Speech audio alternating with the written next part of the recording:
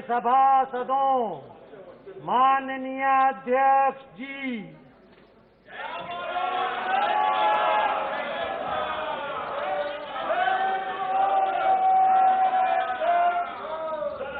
Question number 61 Shri Ajay Mishra. Ritesh जी, क्या हुआ अंदर बात? माननीय मंत्री वही Sir, statement is laid on the table of the House. माननीय सदस्य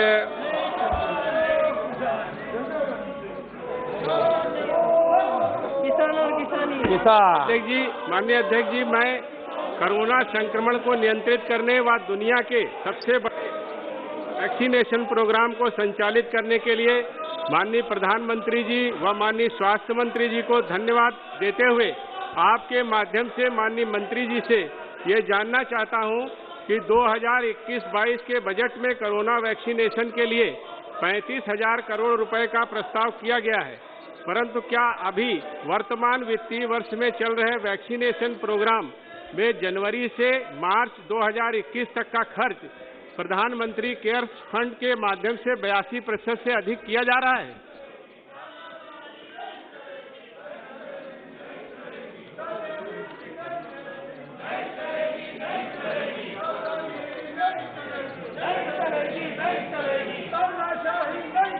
कि पहले फेज में आपके माध्यम से माननीय सदस्य को ये जानकारी देना चाहता हूं कि पहले फेज में हमारे 3 करोड़ हेल्थ वर्कर्स और फ्रंटलाइन वर्कर्स के वैक्सीनेशन के लिए अधिकांश जो सहयोग है वो हमें पीएम केयर्स फंड के माध्यम से मिला है और इसके साथ साथ स्वास्थ्य मंत्रालय भी इसके अंदर कंट्रीब्यूट कर रहा है।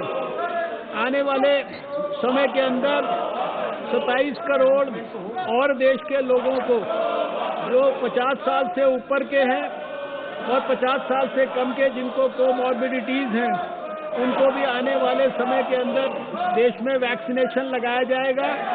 अभी जो बजट प्रस्तुत किया है हमारी वित्त मंत्री ने, उसमें आने वाले समय के लिए इस वर्ष के लिए 35,000 करोड़ रुपया केवल कोविड से लोगों के प्राण की रक्षा के लिए वैक्सीनेशन के माध्यम से वो रखा गया है। और वित्त मंत्री जी ने ये भी अपने बजट भाषण में कहा है कि आवश्यकता पड़ने पर उसमें और ज्यादा वृद्धि भी की जा सकती है। माननीय सदस्यों, कोरोना वैक्सीन पर इतना महत्वपूर्ण प्रश्न है, आप सब भी जानना चाहते हैं इस विषय पर और सरकार जवाब देना चाहती है। मैं माननीय सदस्यों से आग्रह करूंगा, कृपया प्रश्नकाल में सहयोग करें। प्रश्नकाल बहुत महत्वपूर्ण होता है, आपका अधिकार होता है, सरकार उस पर जवाबदेही होती है, कार्यपालिका पर जवाबदेही होती है। इसलिए मेरा आग्रह आपसे कि आप अपनी अपनी सीट पर विराजें ताकि प्रश्नकाल ठीक से व्यवस्थित तरीके से चल सके। माननीय सदस्य, आपसे एक सप्लीमेंट्री पूछना चाहते हैं। माध्यम से माननीय मंत्री जी से पूछना चाहता हूं, जैसा माननीय मंत्री जी ने बताया है कि 2021-22 के बजट में कोरोना वैक्सीन के लिए 35,000 करोड़ रुपए का बजटीय प्रबंधन और आवश्यकता पड़ने पर और अधिक भी धन की व्यवस्था करने का आश्वासन माननीय वित्त मंत्री जी द्वारा दिया गया है। मैं आपके माध्यम से माननीय मंत्री जी से ये जानना चाहता हूं कि फ्री वैक्सीनेशन के साथ ही क्या बाजार में सस्ती कोरोना वैक्सीन उपलब्ध कराने हेतु सब्सिडी उपलब्ध कराने पर भी सरकार विचार करेगी या पहले से सरकार ऐसा विचार कर रही है? अध्यक्ष महोदय, वैक्सीन एडमिनिस्ट्रेशन के संदर्भ में प्रधानमंत्री जी ने अगस्त के पहले सप्ताह में एक national expert group for vaccine administration बनाया था। इसमें डॉक्टर वीके पॉल और उसके साथ साथ हमारे स्वास्थ्य सचिव, ये इसके दोनों मिलकर चेयरमैन हैं। इसमें सभी प्रकार के एक्सपर्ट्स हैं, कई स्टेट्स इसके अंदर रिप्रेजेंटेड हैं और वैक्सीन के एडमिनिस्ट्रेशन के संदर्भ में, वैक्सीन के प्रोक्योरमेंट के संदर्भ में और इससे जुड़े हुए जितने भी विषय हैं उनके संदर्भ में ये एक्सपर्ट ग्रुप प्रधानमंत्री जी से भी मार्गदर्शन लेता है और ये एक्सपर्ट ग्रुप समय समय पर आवश्यक सारे फैसले करता है। जो जो फैसले करता जाता है वो पब्लिक डोमेन में रखे जाते हैं और इसी एक्सपर्ट ग्रुप के फैसलों के अनुरूप अभी देश के अंदर वैक्सीनेशन की सारी प्रक्रिया शुरू हुई है। लगभग 5 मिलियन देश के अंदर लोगों को वैक्सीनेशन अभी तक दिया जा चुका है और इसके लिए 95,801 सेशंस सारे देश के अंदर किए जा चुके हैं। अभी इसी सप्ताह हेल्थ वर्कर्स के साथ साथ फ्रंटलाइन वर्कर्स का भी जो है वैक्सीनेशन शुरू हो चुका है। मैं माननीय सदस्य को ये भी बताना चाहता हूँ कि इस समय 2 वैक्सीन को भारत में इमरजेंसी यूज के लिए ऑथराइजेशन दिया गया है। इसके अलावा 7 वैक्सीन को पर और भारत के अंदर काम हो रहा है, जिसमें से 3 वैक्सीन क्लिनिकल फेज के 3rd फेज में है ट्रायल के, 2 वैक्सीन जो है वो 1st और 2nd फेज में है और 2 vaccine advanced pre clinical phase के अंदर है। और जो उन्होंने कहा कि मार्केट के अंदर उपलब्ध कराने का ये समय समय पर जैसे जैसे इसकी आवश्यकता पड़ेगी इसके बारे में एक्सपर्ट ग्रुप जो भी निर्णय करेगा उसकी जानकारी सारे देश को उचित समय पर दी जाएगी। श्री मनीष तिवारी जी, आपने लिख के दिया इसलिए आग्रह कर रहा हूं आपसे। श्री जगदम्बा पाल जी,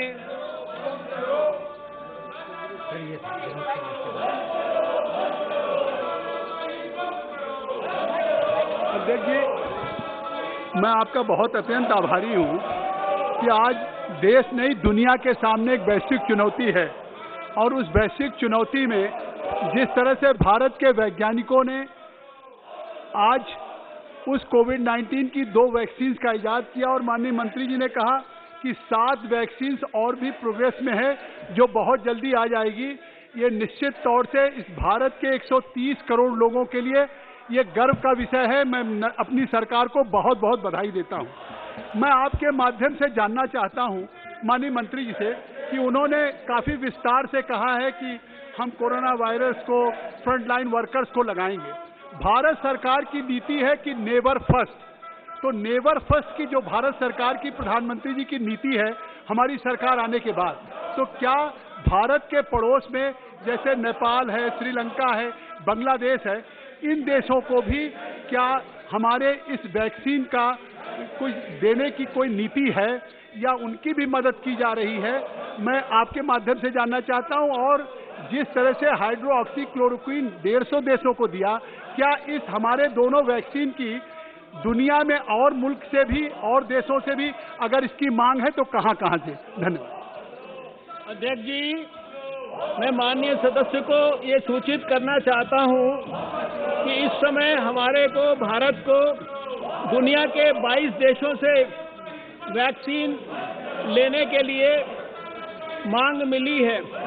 इन देशों का नाम है Afghanistan, Algeria, Bangladesh, Bahrain, Bhutan, Brazil, Egypt, Kuwait, Maldives, Mauritius, Mongolia, Morocco, Myanmar, Nepal, Nicaragua, Oman, Pacific Islands, Saudi Arabia, Seychelles, South Africa, Sri Lanka और यूएई।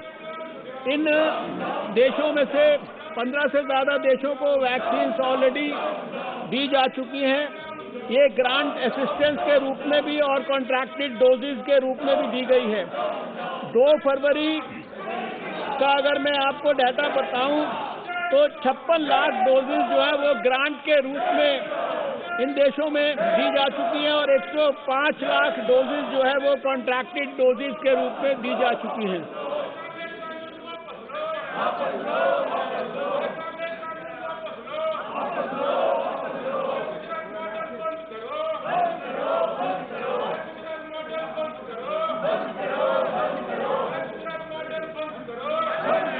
माननीय विनोद कुमार जी।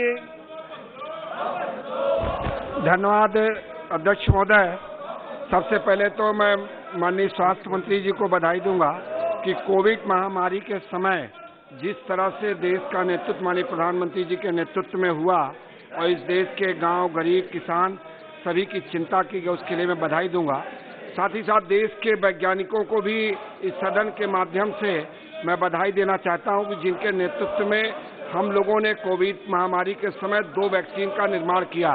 लेकिन अध्यक्ष जी, दुर्भाग्यपूर्ण है कि उत्तर प्रदेश के कुछ नेता अपने सस्ती लोकप्रियता के कारण, लोकप्रियता के लिए इस वैक्सीन का विरोध कर रहे हैं और साथ ही साथ जिस समय देश के वैज्ञानिकों का अभिनंदन किया जाना चाहिए, वो समय देश के वैज्ञानिकों का हौसला गिराने का काम कर रहे हैं। मैं आपके माध्यम से माननीय मंत्री जी से जानना चाहता हूं कि जो फर्स्ट फेज में इन्होंने कोविड की वैक्सीनेशन की शुरुआत की है, ये कब तक पूरा हो जाएगा और सेकेंड फेज में जो 50 साल से ऊपर हैं उनके लिए सेकेंड फेज कब तक शुरू कर पाएंगे?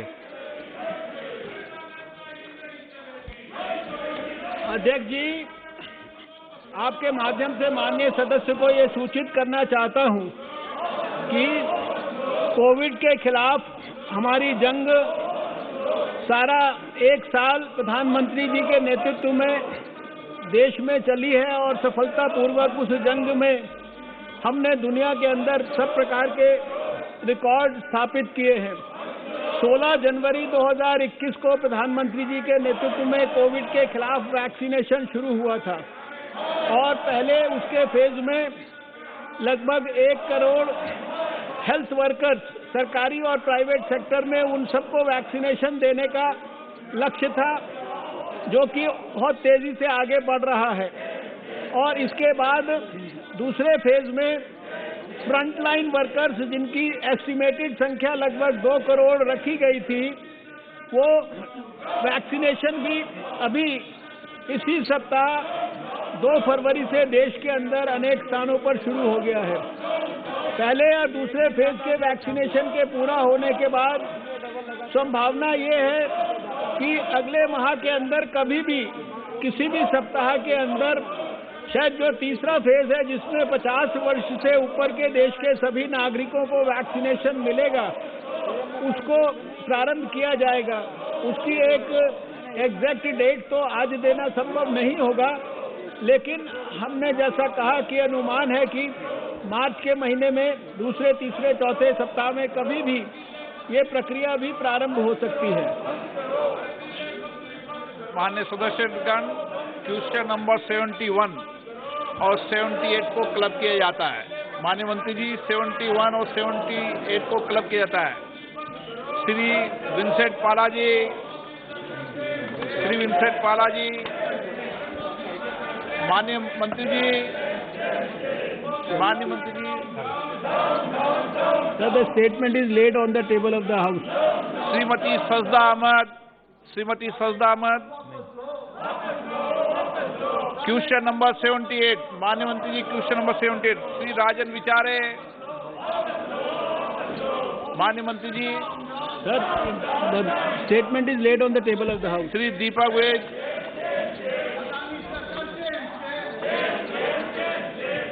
माननीय सदस्यगणों, मैं अपने देश के वैज्ञानिकों को सभा की ओर से धन्यवाद करना चाहता हूं।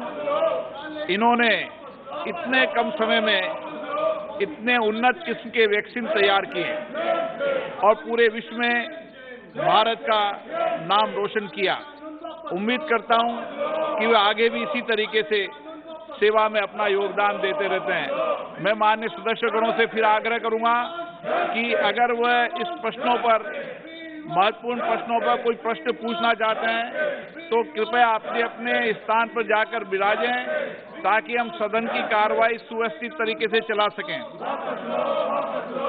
सभा की कार्रवाई आज शाम 6 बजे तक के लिए स्थगित की जाती है।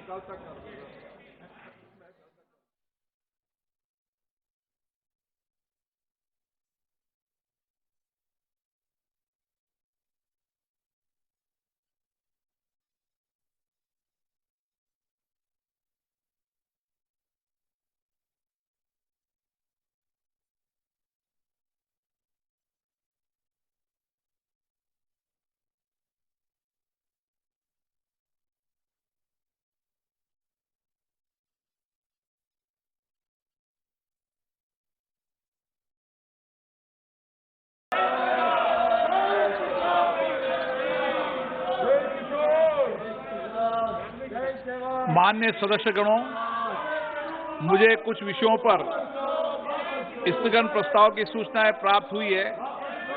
मैंने स्थगन प्रस्ताव की किसी सूचना के लिए अनुमति प्रदान नहीं की गई है। सभा पटल पर रखे जाने वाले पत्र item number 227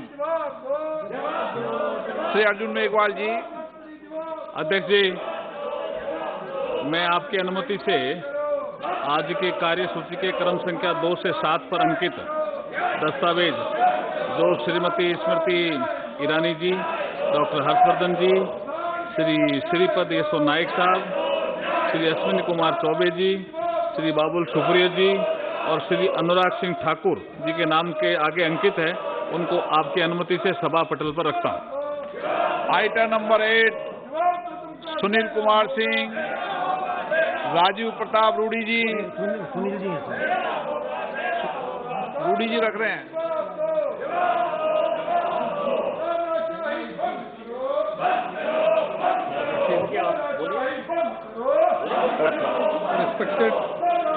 item number 9 Shrimati Rama Devi.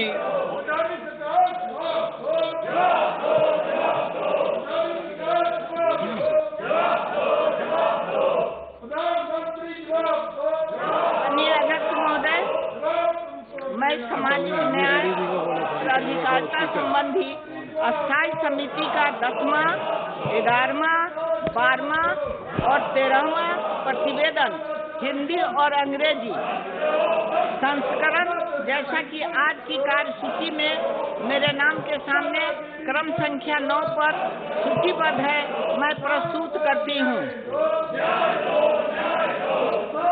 Item number 10 Shri Arjun Meghwal ji. Honorable Speaker, sir, with your kind permission, I rise to announce that government business during the week commencing Monday, the 8th February 2021, will consist of number 1, consideration of any item of government business carried over from today's order papers. It contains discussion on the motion of thanks on the President's address. Item number 2, general discussion on Union Budget 2021 and 22nd. Item number 3, discussion on statutory resolution seeking disapproval of the Arbitration and Conciliation Amendment Ordinance 2020. Number 14 of the 2020 and consideration and passing of the Arbitration and Conciliation Amendment Bill 2021. Item number 4, consideration and passing of the following bills after they are passed by the Rajya Sabha. Number 1, discussion on statutory resolution seeking disapproval of the Jammu and Kashmir Reorganization Amendment Ordinance 2021. Number 1 of 2021 and consideration and passing of the Jammu and Kashmir Reorganization Amendment Bill 2021. Number 2, discussion on statutory resolution seeking disapproval of the National Capital Territory of Delhi laws, special provisions, Second Amendment Ordinance 2020. Number 15 of 2020 and consideration and passing of the National Capital Territory of Delhi laws, special provisions, Second Amendment Bill 2021. Number 3, the National Institute of Food Technology Entrepreneurship and Management Bill 2019. Number 4, the National Commission for Allied and Healthcare Professions Bill 2020. Thank you, sir. Item number 11 नियम 377 के अधीन मामले सभा पटल पर रखे जा सकते हैं। माननीय सदस्यगण सभा पटल पर अपने मामले रख सकते हैं।